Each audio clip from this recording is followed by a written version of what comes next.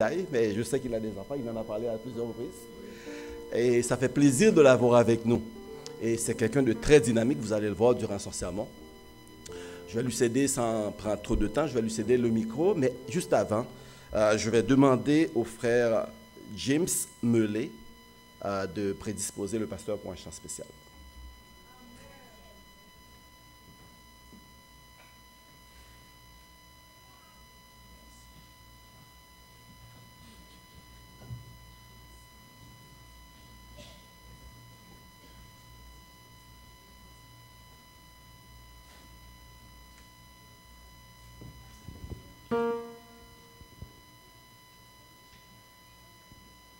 Yeah.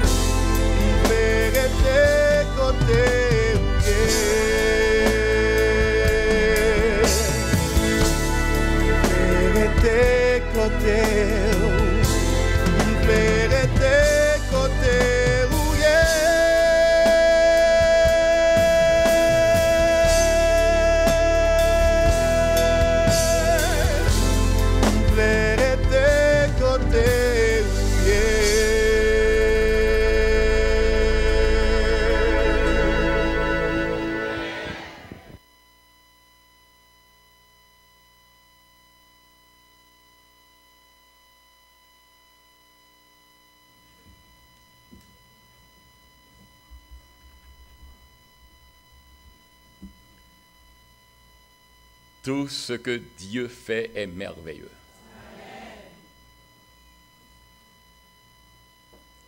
Et nous devons reconnaître qu'il est si grand, en dépit de toutes les années écoulées et de la dégradation des valeurs humaines, il est encore capable d'utiliser le rien pour accomplir des merveilles. Notre présence ici aujourd'hui justifie la toute-puissance de Dieu. J'ai vu Dr. Élie Honoré sortir. Je ne sais pas, il accomplit une tâche au dehors, mais j'aurais aimé que l'un des diacres lui dise pour nous, nous aurions voulu qu'il soit à l'intérieur avec nous. Nous voulons saluer le pasteur Raoul Massillon-Michel. Bienvenue, pasteur. Que Dieu vous bénisse et qu'il continue à vous soutenir.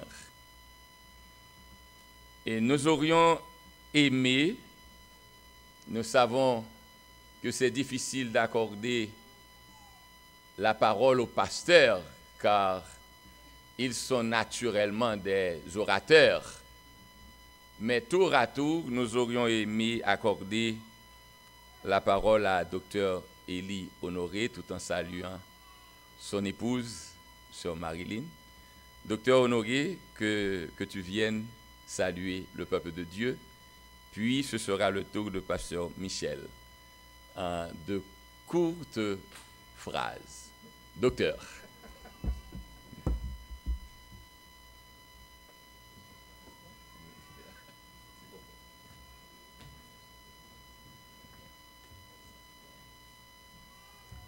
Quand un pasteur a la chair, il la garde. Mes frères, chers amis, c'est un plaisir pour nous d'être à Bethel. Nous comprenons que c'est la congrégation qui abritait notre frère Josué. Nous savons combien il était apprécié ici. Et c'est pourquoi nous avons choisi de venir adorer avec vous ce matin. Merci de vos signes de sympathie, de votre appui inconditionnel. Et merci de l'appui que vous continuerez à procurer à la sœur Clara. Et vous savez mieux que nous combien elle est fragile, délicate et combien elle a vraiment besoin de l'appui de tous. Merci pour hier, merci pour aujourd'hui et merci pour demain.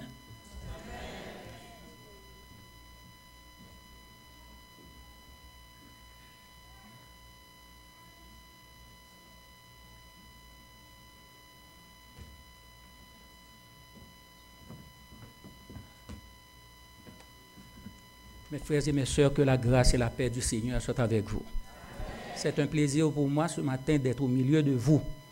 Il y a quelques 4 semaines depuis que je suis en vacances, j'ai passé dans plusieurs églises de Montréal et je suis heureux d'être au milieu de vous en ce matin.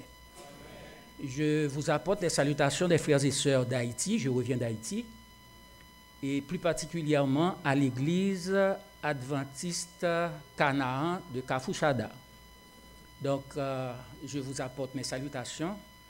Je vous dis une chose, que Jésus revient bientôt. Amen. Merci. Amen.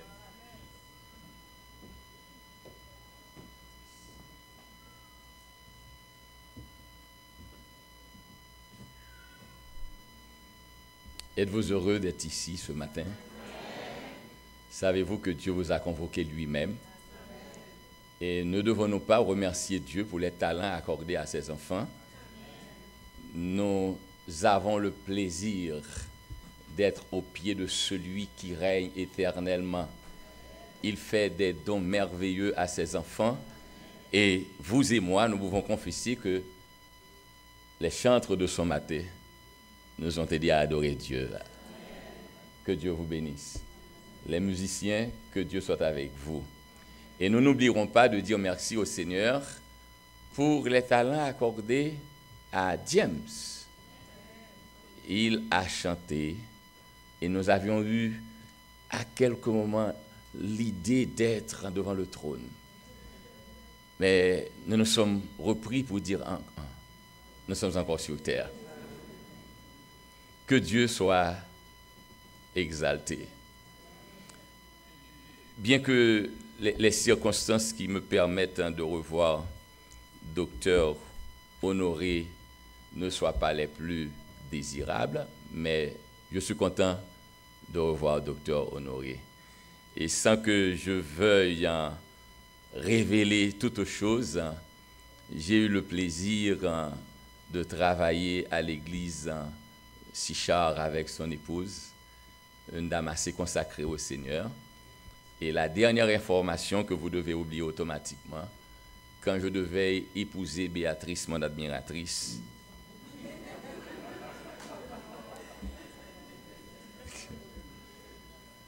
Docteur Honoré est mon parrain de noces.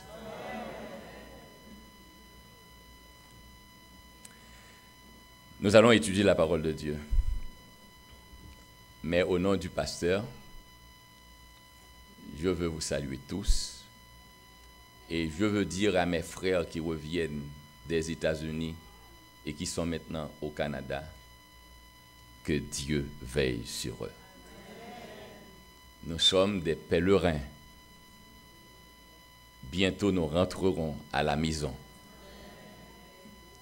Que rien ne vienne troubler notre esprit et que jamais nous ne perdions de vue celui qui ne peut nous décevoir, celui qui peut changer de stratégie, mais ne nous abandonnera jamais.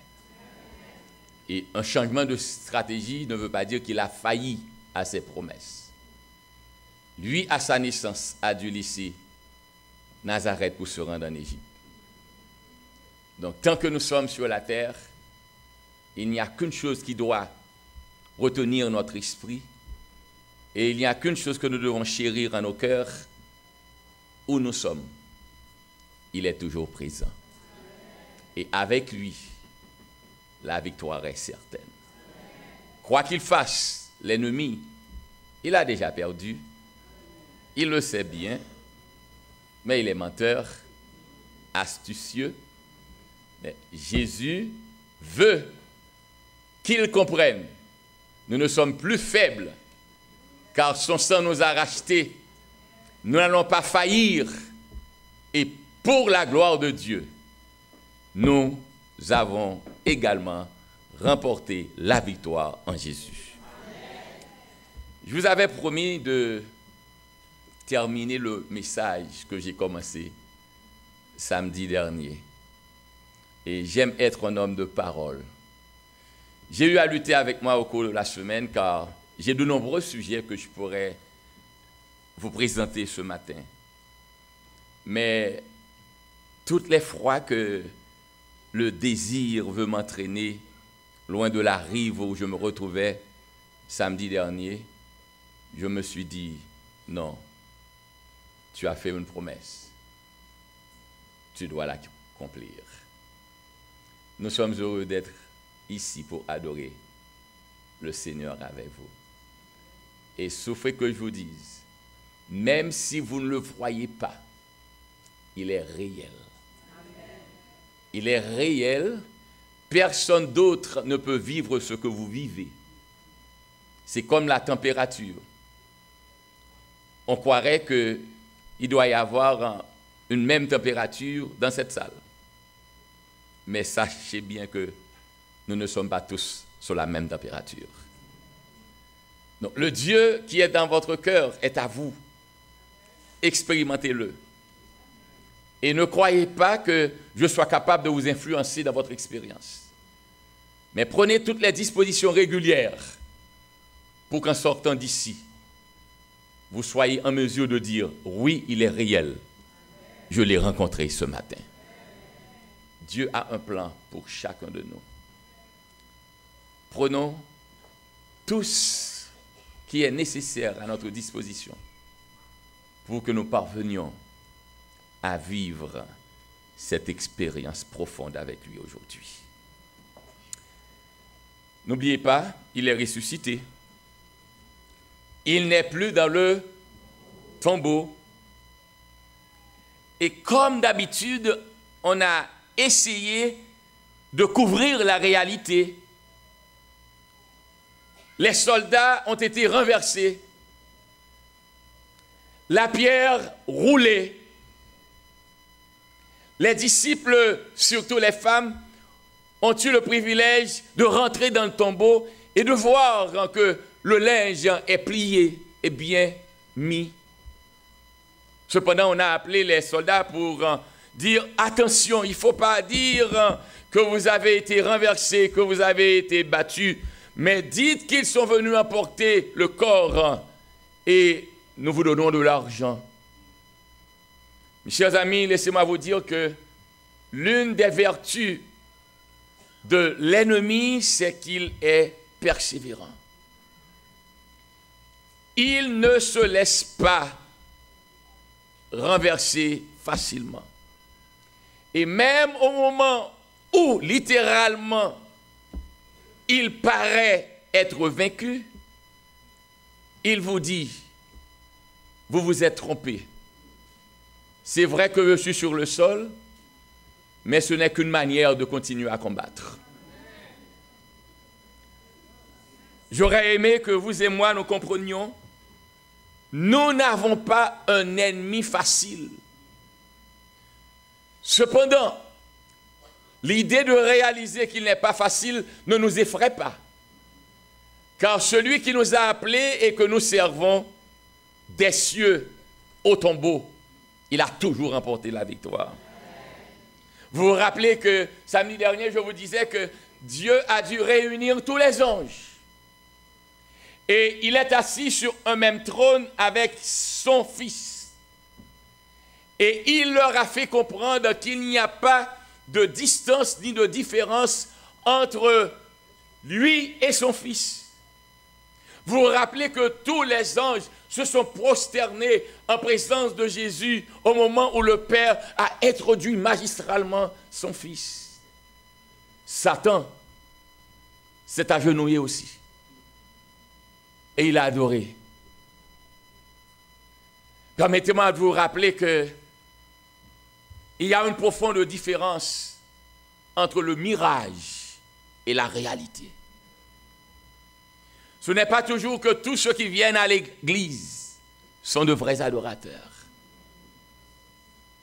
Mais ne vous souciez pas de savoir qui est vrai ou pas. Assurez-vous que vous-même, vous l'êtes. Et alors qu'il était à genoux et qu'il adorait celui contre qui il a toutes les charges du monde, il s'est repris dans son âme, la guerre s'est livrée. Et c'est ce point qui me fascine toujours. En présence de Dieu, il se trouve en présence de celui qui l'a créé.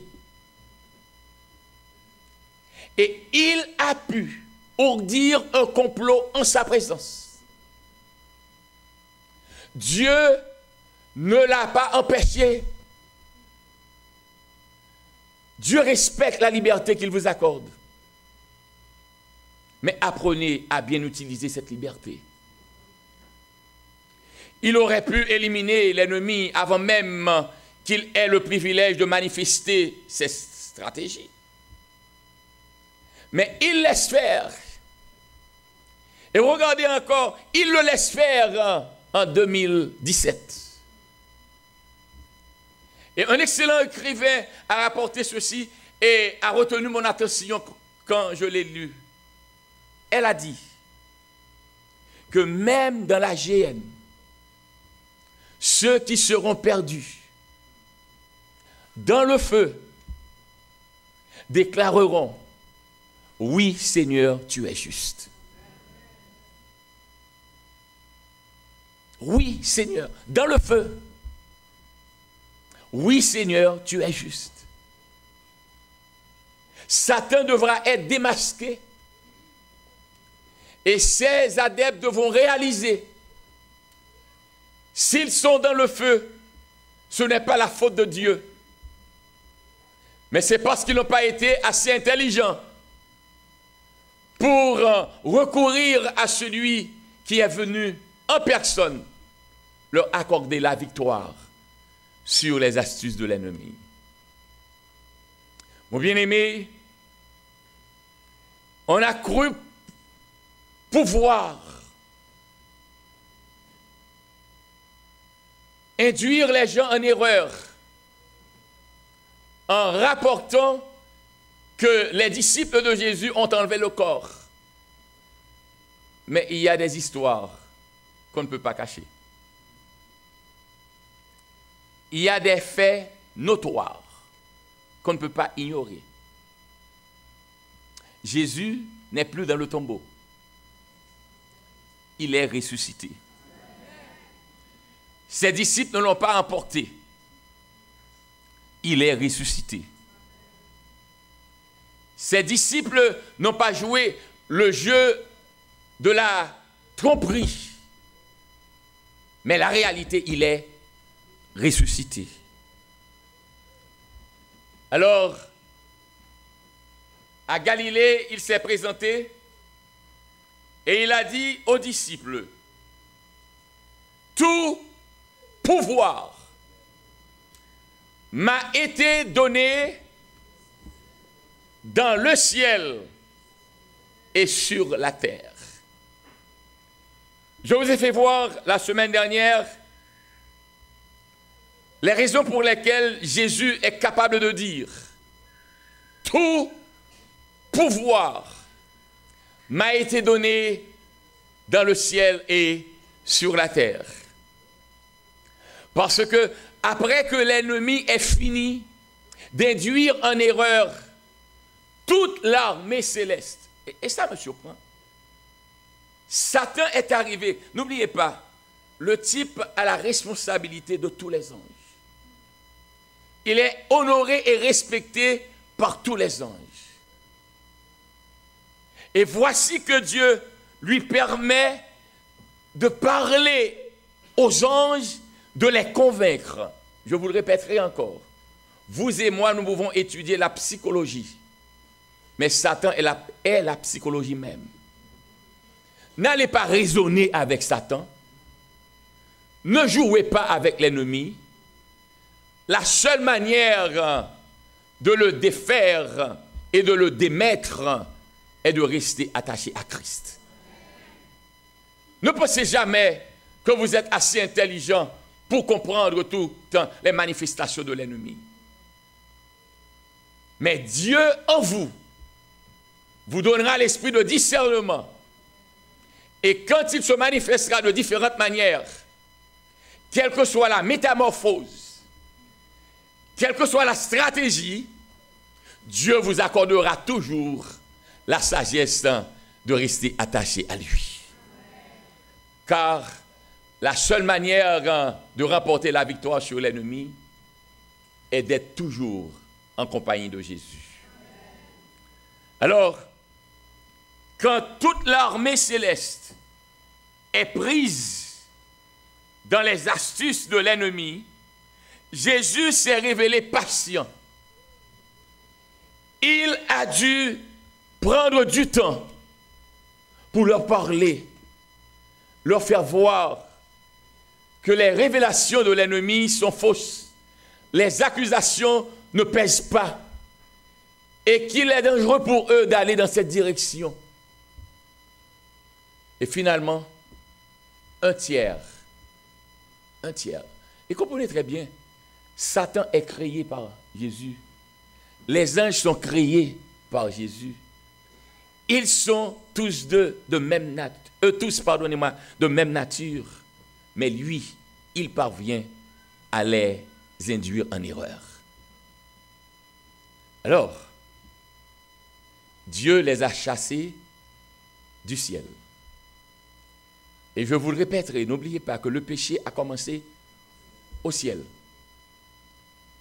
Et quand, vous vous rappelez la semaine dernière, Dieu a dit à l'ennemi et aux anges, outre que Jésus jouit du même pouvoir que lui, mais il va demander à son Fils de créer la terre et ses habitants.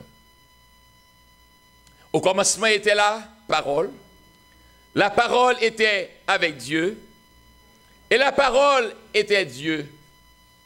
Toutes choses ont été faites par elle. Et rien, nous disons encore, rien de ce qui a été fait n'a été fait sans elle. Jésus nous a créés. Et puisqu'il nous a créés, il sait très bien combien nous sommes précieux à ses yeux. Quand l'ennemi est venu pour attaquer la souveraineté de Dieu, n'oubliez pas, il a échoué au ciel, mais maintenant, il ne fait que transporter la scène. Des cieux, il est venu au jardin d'Éden. Et la seule chose qu'Adam et Ève devaient faire, c'était de rester attachés à la parole de Dieu.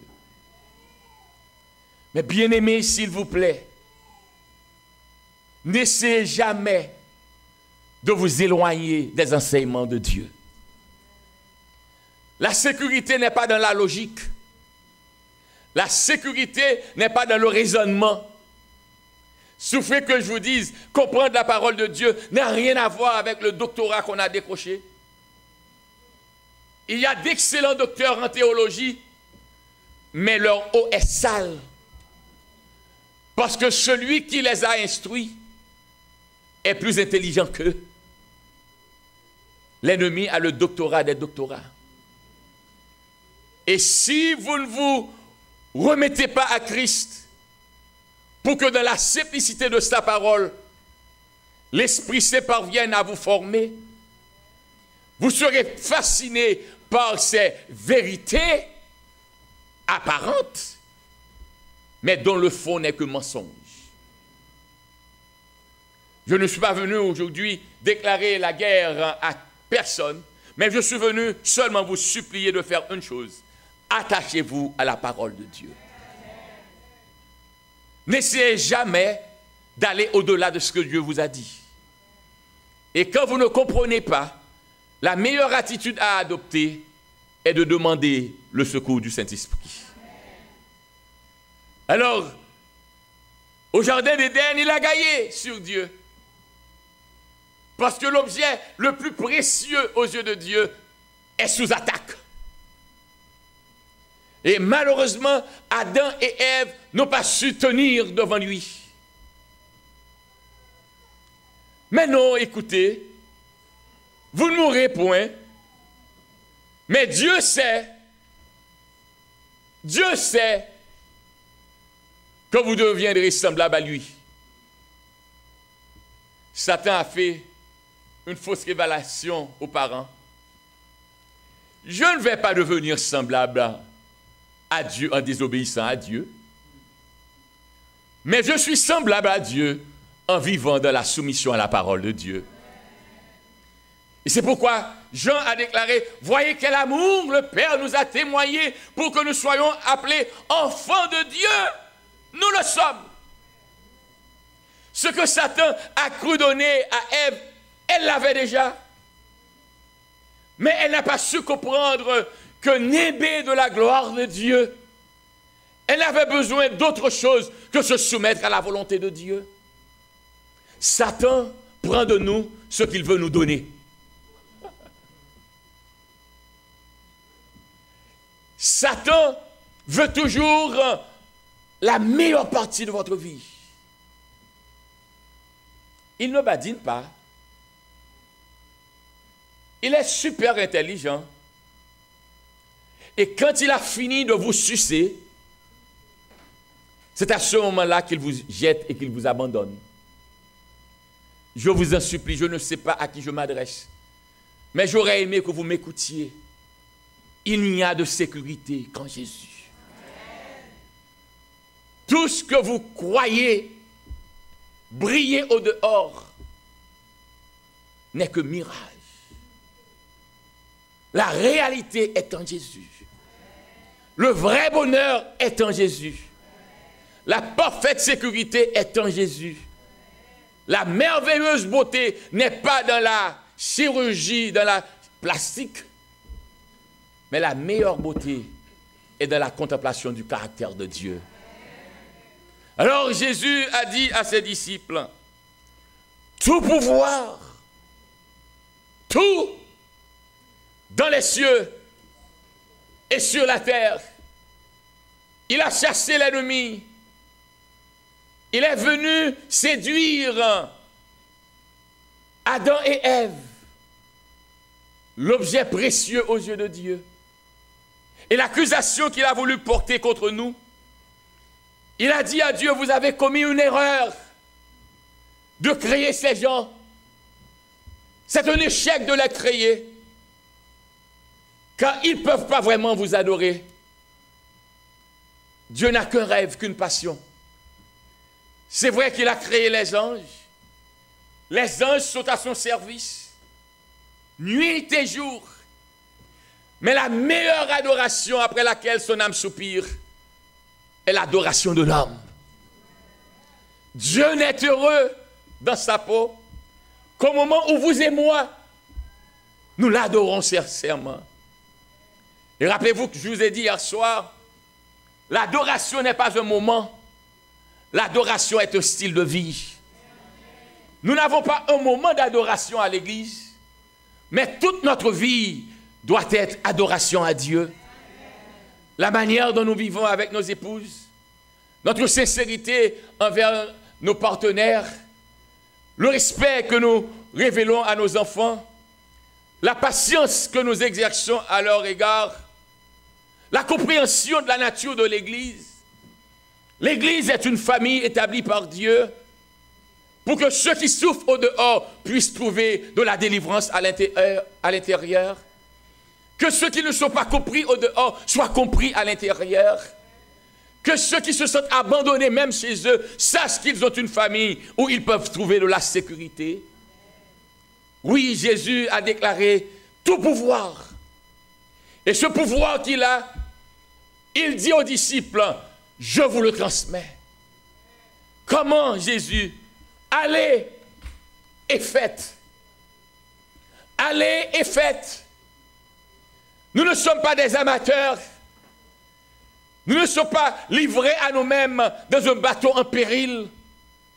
Mais celui qui nous a appelés nous dit, dans les cieux, sur la terre, j'ai de l'autorité, allez. Vous n'allez pas à votre nom. Vous ne faites pas ce que vous voulez.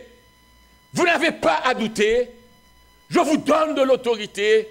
Je veux que vous disiez à vos frères, aux créatures que j'ai placées sur la terre, comme vous, vous m'avez goûté, vous m'avez trouvé bon, et ils peuvent être libérés en suivant vos traces.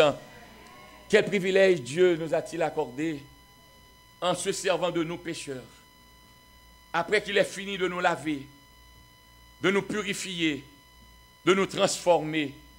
Il veut que nous allions dire aux autres ce qu'il a fait pour nous. L'une des définitions de l'évangélisation que j'ai étudiée en théologie et que je n'ai pas oubliée, l'évangélisation est un mendiant qui a trouvé du pain et qui va dire aux autres mendiants où en trouver. Pur et simple. Et je le répéterai encore, vous n'avez pas besoin de maîtriser l'herméneutique, l'exégèse. Vous n'avez pas besoin de connaître l'art oratoire ni l'homilétique. Tout ce qu'il vous faut, c'est Dieu dans votre cœur, la reconnaissance de ce qu'il a fait pour vous et une chaleur qui s'empare de votre âme. Vous ne pouvez pas vous contrôler. Tout ce que vous voulez dans votre vie, toute votre passion est de dire aux autres, j'étais perdu, Jésus m'a trouvé, je suis sauvé, venez avec moi et il en fera de même pour vous. C'est tout ce qu'il attend de vous. Tout ce qu'il attend de vous. Alors, après avoir dit aux disciples tout pouvoir, il leur dit automatiquement, allez, vous n'êtes pas seuls, c'est moi qui vous envoie. Et je vous assure, déjà, votre victoire est assurée. Mais n'oubliez pas que le combat ne s'arrête pas au ciel. N'oubliez pas que Dieu, à travers ses enfants, a échoué dans le jardin. Alors Jésus est venu en personne. Et au moment de son baptême, dans le ciel, une voix a retenti, et la voix de dire, celui-ci est mon fils bien-aimé, en qui j'ai mis toute mon affection. N'oubliez pas, ne l'oubliez pas, ne l'oubliez pas. Quand l'ange Gabriel a dit à Joseph, on l'appellera Emmanuel, ce qui signifie Dieu avec nous, c'était une révélation personnelle. N'oubliez pas que sa mère fut une vierge. Et voici l'homme qui allait l'épouser s'est retrouvé dans une situation, je n'ai pas eu de relation avec cette femme, et voici qu'elle est enceinte. Bien-aimés, vous croyez que servir Dieu doit être toujours glorieux, mais il y a également de l'infamie. En servant Dieu, parfois, nous devons accepter à être ridiculisés, à ne pas être compris, à être marginalisés. Nous devons apprendre à ne pas nous défendre en accordant à Dieu le temps de nous défendre. Et tant que Dieu n'est pas décidé à nous faire justice publiquement, restons dans le silence jusqu'à ce qu'il se manifeste, car seulement sa parole demeure valable. Nous nous inquiétons trop souvent de ce qu'on dit de nous. Nous nous attachons trop à nos personnes. Nous ne voulons pas qu'on dise du mal de nous. Mais qui êtes-vous? Et si vraiment vous êtes disciple de Jésus, Jésus lui-même n'a pas été compris. Jésus lui-même a reçu des accusations. Il a tout enduré, bien que ce soit pour nous. Donc si on a dû attaquer le maître, qu'en sera-t-il des disciples? Alors, Marie a vécu. Joseph sait que c'est du Saint-Esprit que l'enfant est venu. Mais les gens de la communauté ne le savent pas. Et finalement, Marie a donné naissance au Sauveur de l'humanité. On voit que Marie a un enfant. Joseph sait que c'est Emmanuel. Et les gens de la communauté eux-mêmes, que savent-ils? L'image que la communauté a de Marie, c'est une fille qui n'est pas sincère. Et outre qu'elle n'est pas sincère, elle vit dans le blasphème. Car pour cacher son désordre, elle ose utiliser le nom de Dieu. N'arrivez-vous parfois d'être sincère dans le service de Dieu et que les autres ne vous comprennent pas? Mais restez attachés à celui que vous servez. Alors, Jésus a grandi. Jésus, en grandissant, est fils de Dieu. Et il n'y a personne comme cet enfant. Aucun bébé n'a vécu comme ce bébé. Jésus est devenu adolescent. Tout en étant Dieu, il s'est soumis à son père et à sa mère. Oh, mes chers enfants, je suis venu vous dire ce matin que ce que Dieu attend de vous, c'est de vivre dans la soumission à vos parents. Jésus est Dieu. Il a la toute-puissance. Mais il sait qu'il est devenu enfant. Et ce que Dieu requiert d'un enfant, c'est d'être soumis aux parents. Aucun adolescent n'a vécu comme cet adolescent. Et Jésus maintenant est devenu adulte. Vous regardez très bien et comprenez très bien. De sa naissance, au jour de son baptême, on a vu un homme simple. Il a pratiqué le métier de charpentier. Et il n'y a pas eu comme lui. Et son père était fier de dire, celui-ci, lui que vous voyez là, il est mon fils bien-aimé. Ah, l'ennemi est encore irrigué de colère. N'oubliez pas, la première présentation, c'est dans le royaume.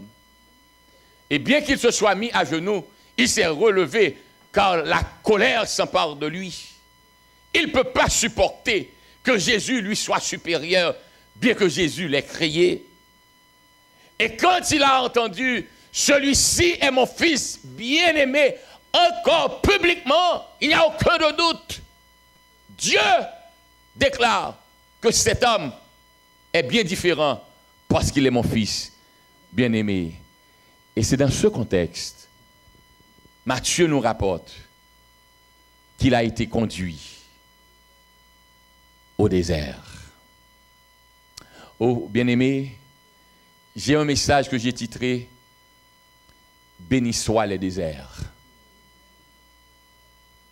Le désert, c'est le lieu de la solitude. Parfois, nous avons besoin d'être seuls avec Dieu afin de pouvoir le comprendre. Moïse a été au désert. Et c'est au désert qu'il a rencontré Dieu. Laissez-moi vous dire que dans votre vie, vous aurez des déserts. Mais ne pensez jamais que vous êtes seul, même si vous ne voyez personne. Dieu rentre toujours avec vous dans tous les déserts. Et après avoir jeûné 40 jours et 40 nuits, Satan sait très bien à quel moment il faut attaquer. Son visage n'est plus le même. 40 jours. Il a faim. Et Satan se présente pour dire, regardez-vous, croyez-vous vraiment que vous soyez le Fils de Dieu?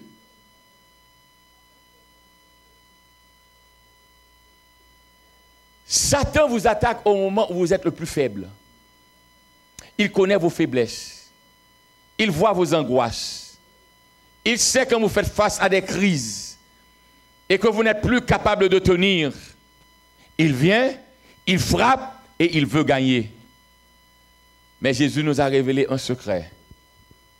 Il faut toujours répondre à Satan avec la parole de Dieu. Et il a gagné. Satan croyait qu'il pouvait éliminer notre salut au départ. Mais Jésus a gagné. Et il a continué. Et en continuant à vivre, il nous a révélé que le secret de la victoire est dans la prière. Comprenez bien, il est Dieu. Pourquoi a-t-il prié tant? Frères et sœurs, tous les grands projets que vous entreprenez veulent que vous priez.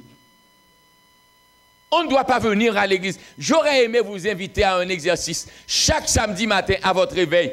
Ne vous empressez pas de vous habiller pour venir à l'église, mais prenez le temps de prier avant de sortir. Car parfois à l'église même, Satan aura des agents pour vous attaquer et vous détourner de lui. Vous n'avez pas compris ce qu'est l'église. C'est un centre de lutte. L'ennemi est là, même si vous ne le voyez pas. Et la seule manière de le tenir à distance, c'est de rester près de Jésus en tout temps. Alors, il n'a pas pu gagner. Nous sommes sur terre, pas vrai? Mais Jésus a vraiment le pouvoir sur tout. La nature reconnaît son autorité. Vous rappelez-vous? Aux noces de Cana, l'eau a compris qu'elle devait être vin. À sa parole, la nature s'incline. Il a le pouvoir de parler au vent et à la mer et ils écoutent. C'est-à-dire que vous qui avez des oreilles, vous n'écoutez pas. Il a le pouvoir de marcher sur les eaux et les eaux ont laissé leur créateur faire. Les démons reconnaissent son autorité alors qu'il libérait un jeune homme d'un démon, d'une légion. ils ont dit à Jésus, s'il vous plaît, ne nous précipitez pas là, mais laissez-nous rentrer dans les pouxos. Et Jésus a exaucé leur prière. J'ai un sermon, je l'ai titré « Quand Jésus exauce la prière de Satan ».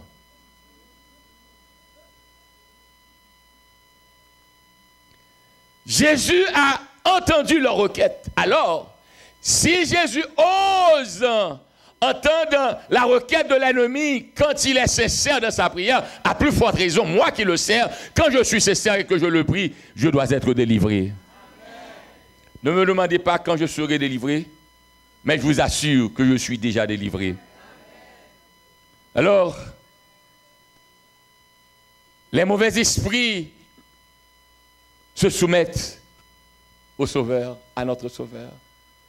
Et c'est pourquoi il nous a dit que nous pouvons marcher sur le lionceau et sur l'aspic. Et que même au moment où nous buvons un breuvage mortel, nous ne serons pas atteints au nom de sa puissance. Ainsi, bien-aimés, Jésus rappelle aux disciples qu'il a le pouvoir de nourrir. Vous vous rappelez? Il a le pouvoir de guérir. Et il a également le pouvoir de ressusciter. Il est allé confronter la mort et il est sorti vainqueur. Satan croyait finalement remporter la victoire. Il n'avait jamais cru qu'il pouvait y avoir un dimanche matin de gloire et de résurrection après un vendredi d'infamie et d'inhumation. La pierre roulée, les soldats renversés, Jésus ressuscité. Ainsi, mon frère, ma sœur, quand vous croyez que Jésus est vainqueur, sachez que ce n'est pas une circonstance, ce n'est pas une occasion fortuite, mais c'est sa nature. Il est toujours vainqueur. Et sur la base de sa compétence, sur la base de la victoire qu'il a toujours eue, il vous appelle, il nous appelle, il nous dit, allez, faites. Nous n'allons pas en notre nom, nous allons sur la recommandation de Jésus. N'ayez pas peur de vos frères au dehors. Comprenez bien leur nature. Satan s'empare d'eux sans qu'ils le sachent. Il y aura toujours des objections. Il y aura toujours des difficultés. Mais Bethel, vous êtes appelés à aller. Vous n'êtes pas